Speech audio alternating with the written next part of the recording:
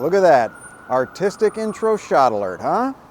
Okay, well, I'm here in Lower Manhattan to do today's little video. We're going to do you a little tour of the World Trade Center and the 9/11 Memorial. Yep, it's going to be a real pick-me-up, but, you know, do what we can with it. I know that, you know, saying 9/11 is kind of like a conversation poison. It's a good way to get a jury duty. I don't know, to disappoint your in-laws. I don't know. But we're going to get out of being president. A good way, yeah, good way to get out of being president. But we're gonna talk about it, and we're gonna talk about the memorial, we're talking about the new World Trade Center here, and it's gonna be interesting. I'll give you lots of information and just pack it in, baby. We're gonna talk about a lot of stuff. But yeah, well, great. Well, before we start, guys, check out the Patreon. That's how we fund these things. That's how this is gonna grow. Also, too, like and subscribe to the video. Helps bump us in the analytics. But anyways, guys, we're gonna start this video, man. Talk about a lot of stuff. Gonna give you a little tour and a background of what you're looking at here. But yeah, what do you think, Eric? Should we just do this? Let's get started. Let's stop just killing time here and get started. Wow.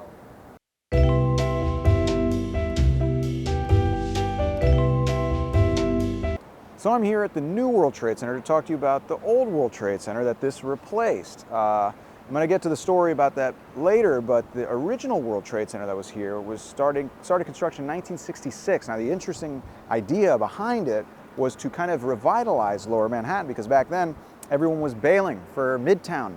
And this guy named David Rockefeller, you've heard of that name before, Illuminati. Nailed it. But he was actually one of the heads of Chase Bank, and they were located down here. He wanted to revitalize the area down here. So him and his brother, Nelson Rockefeller, who was the governor of New York at the time, kind of put this plan together. They got the New Jersey governor on board as well, because they needed him, by promising to put the World Trade Center on the west side. They were originally going to put it on the east side near the South Street Seaport.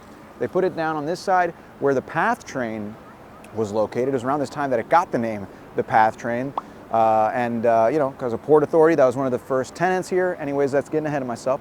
So they started building it in 1966. Minoru Yamasaki was actually the architect behind it.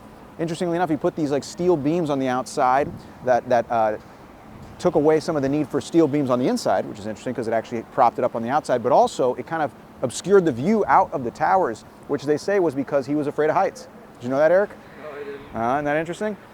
So they built these two things, but before they built them, they actually had to boot out a bunch of people, like 13 square blocks. There was this area known as Radio Row, which had been there since like the 1920s, and it was like over 300 small businesses of people who like did electronics and radio and stuff, and they got to give them the boot. And they protested, baby. Woof, they protested. They had like these protests where they had coffins, you know, mourning the death of small business, all these different things. But eventually they had to go. And unfortunately, they didn't really get fair compensation, because some of them had been here for a very long time, and they all kind of got across-the-board payment, regardless of how long they'd been here.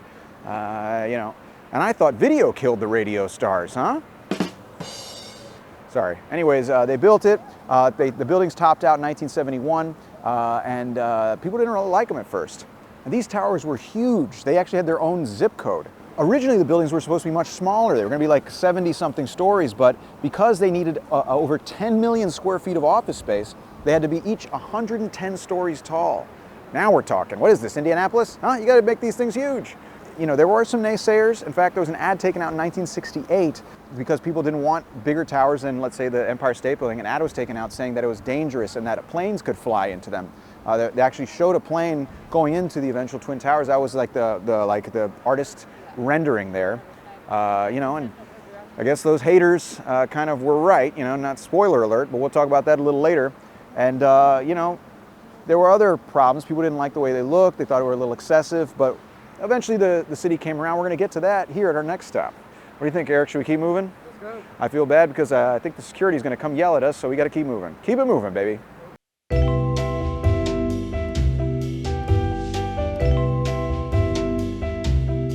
So the original World Trade Center is finished, okay? And when it's finished, people didn't necessarily like it a whole lot. They thought it was a little arrogant. They called them the arrogant twins, you know? Just imagine the Winklevosses standing up above the city, or the Olsen twins. I'm sure they're lovely. Who am I kidding? But anyways, people didn't like them. They thought they were a little much, especially considering that the city was in the can at the time. It was, you know, it was going broke, whole mess.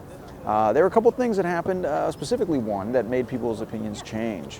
One of those things was the story of Philippe Petit, Do you know this story, Eric? I do know the story. It's a great story. So Philippe Petit, actually in 1969, was an 18-year-old kid who was reading about the construction of the Twin Towers in a magazine in a dentist's office in France, where he was living. He was so enthralled by the construction and the story of these towers that he pretended to sneeze or cough in there so he could rip the page out and take it home with him from the waiting room.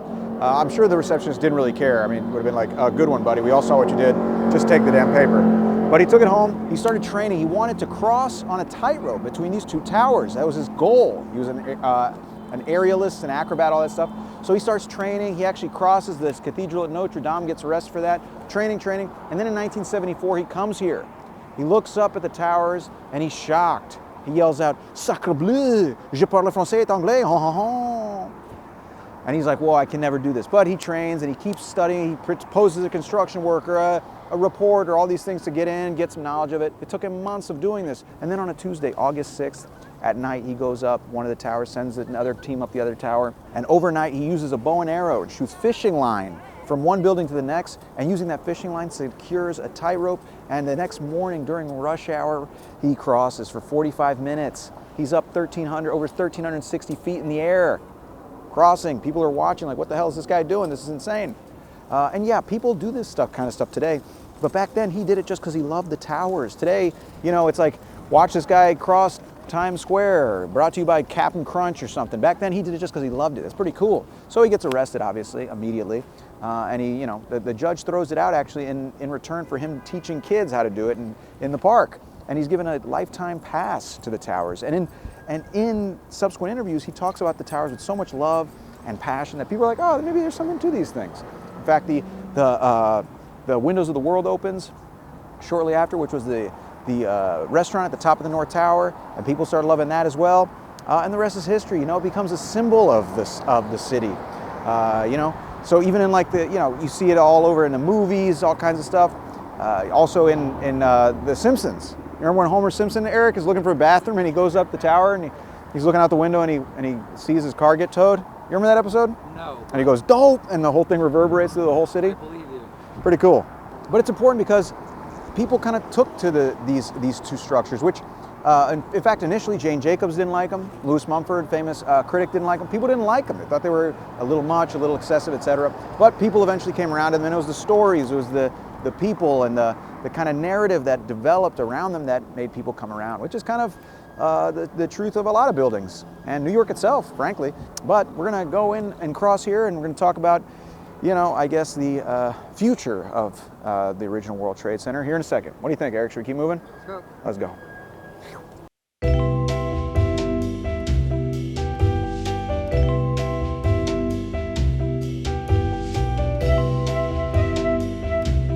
So eventually people came around to the idea of the Twin Towers, and they became kind of a symbol for the neighborhood. So much so that, as most of you know, on September 11, 2001, on a Tuesday, they became the target of a terrorist attack. At 8:45 a.m., plane heading south hit the North Tower, around the 80th to 90th floors. And then at 9:03 a.m., a United Airlines flight 175 hit the South Tower. The whole thing, from the first plane hitting to the last tower falling, was about 102 minutes.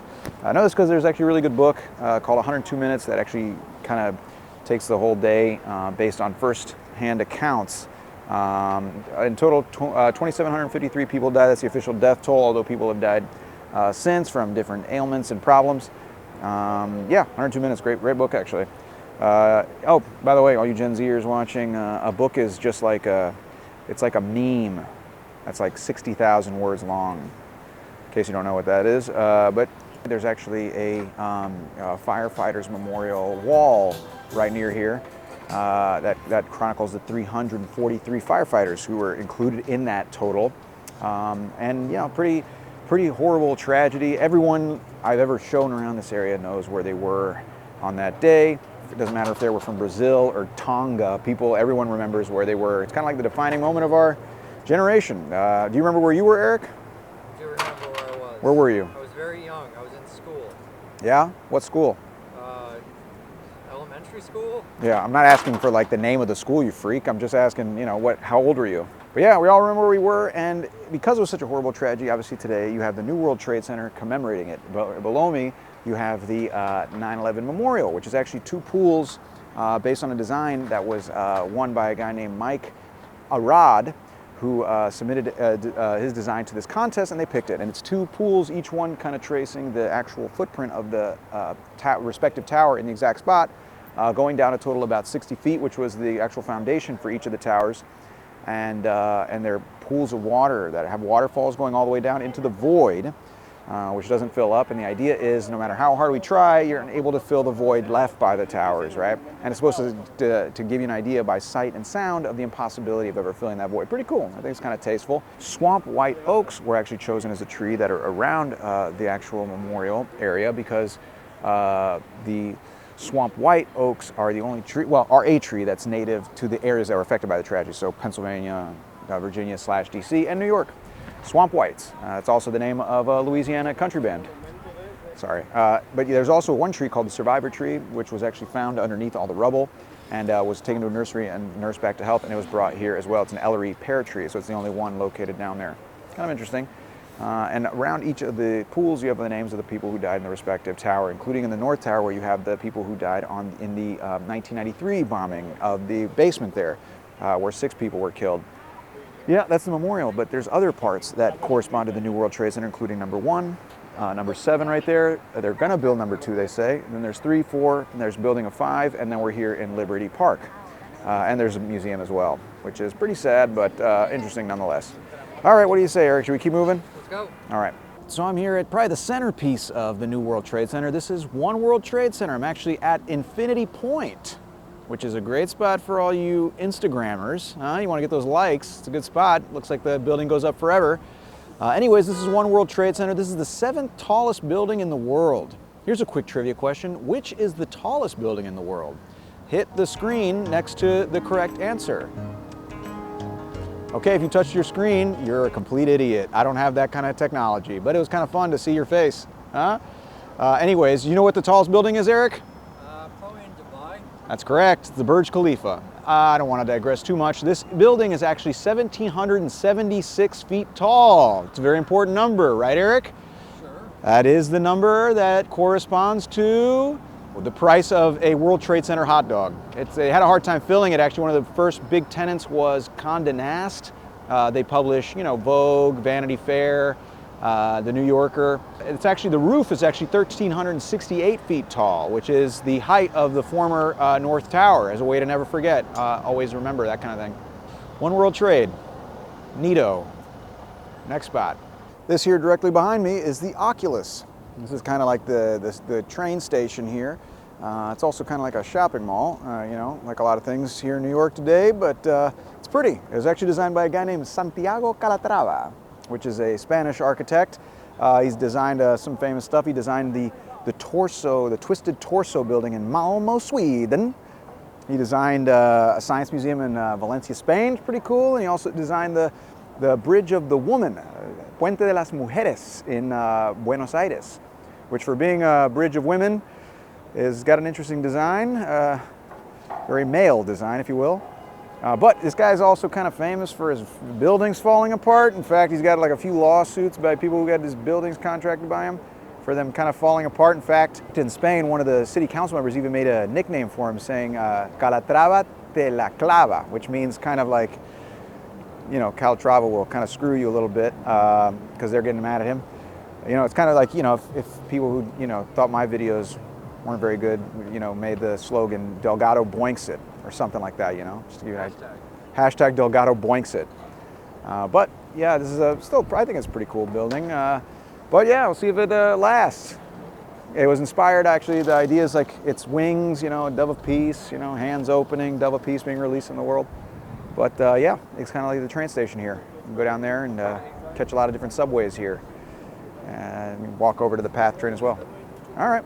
Well, let's go to the next spot. And this is the newest part of the new World Trade Center. This is Liberty Park, home to a few little points of interest. You have in the back, you have the St. Nicholas Greek Orthodox Shrine, which commemorates a church that was located here at the World Trade Center originally and was destroyed It was also designed by Santiago Calatrava. Hey! And then you also have here the Sphere by Fritz Koenig. Was actually on the original plaza of the World Trade Center, and it was from 1971, and it was found under the rubble after the attacks, and it was all damaged and busted up, and it's been moved around ever since. And actually the artist was initially against showing it and displaying it, but he eventually came around to the idea because he felt like as an art piece, even though it's all dinged up and everything, it took on a new meaning with the history and with its kind of perseverance and resilience, which is interesting. It's kind of like, you know, when you go over to your friend's house who has kids and you look at his fridge and there's this really terrible painting or drawing on it, and you know, it takes on a new meaning when he tells you that it's his son's, and his son is dead. Okay, also you have over here is the Anne Frank tree. This tree was actually taken from sapling that was taken from a tree outside of the annex where she hid out for a couple years in Amsterdam. So it's kind of a descendant tree. Every time I think of Anne Frank, I think, do you know the story about Justin Bieber, Eric? Sorry, what? So Justin Bieber went to visit the Anne Frank house in Amsterdam, and he wrote in the guest book that he thinks that Anne Frank would have been a believer if she were still alive. That's some pretty crazy chutzpah, if you ask me. Anyways, this is all Liberty Park, pretty little area. What do you say we keep it all moving, huh?